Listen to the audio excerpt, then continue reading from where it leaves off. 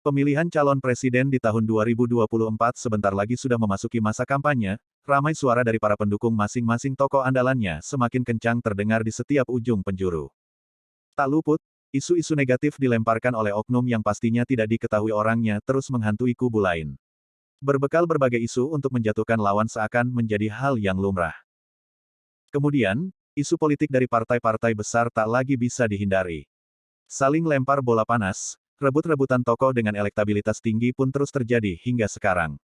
Lempar-lamparan berita buruk yang dapat mempengaruhi calon presiden terpilih pun tak kalah banyaknya terjadi seiring mendekatnya waktu pemilihan Capres 2024. Politik kotor menjadi jalan pintas untuk menang.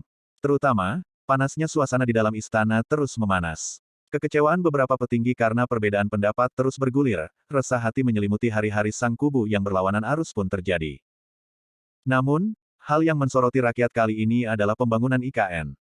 Pasalnya rakyat Indonesia ingin mengetahui seberapa pentingnya IKN di mata calon jagoannya, agar masa depan negara bisa lebih indah.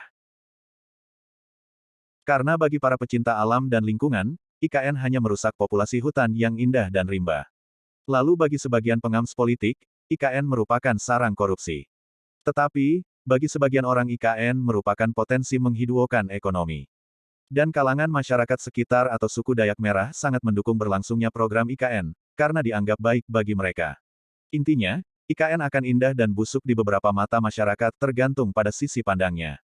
Namun, secara logika sehat, apakah IKN memuat banyak manfaat?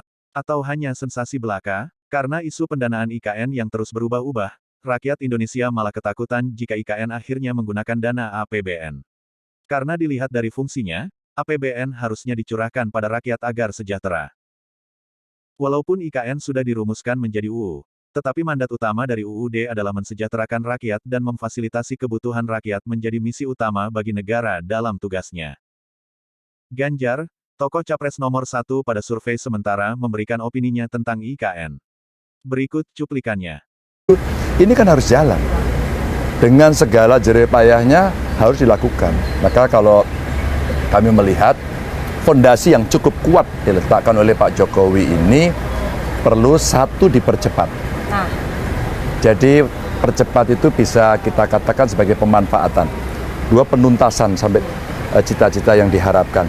Dan cita-cita yang diharapkan sebenarnya kita bisa membaca dari konstitusi kita di pembukaan itu. Masyarakat adil, makmur, dan sebagainya itu. Nah itu terjemahan panjangnya. Jadi fondasi yang kuat itu sayang kalau kemudian dibiarkan begitu saja. Kemudian Anies, tokoh capres nomor 2 berdasarkan hasil survei sementara ikut buka suara terkait IKN. Jadi, sederhananya, kita ingin agar apa yang sudah dikerjakan itu memberikan manfaat sebesar-besarnya untuk warga Indonesia. Yang namanya di pemerintahan itu selalu ada 2 C. Ya. Change and continuity. Oke. Tidak bisa hanya 1 C, hanya change saja atau hanya continuity saja. Seperti biasa, terima kasih banyak atas waktu dan perhatiannya. Anda bisa subscribe channel ini bila ingin mendapatkan informasi lainnya. Sampai jumpa.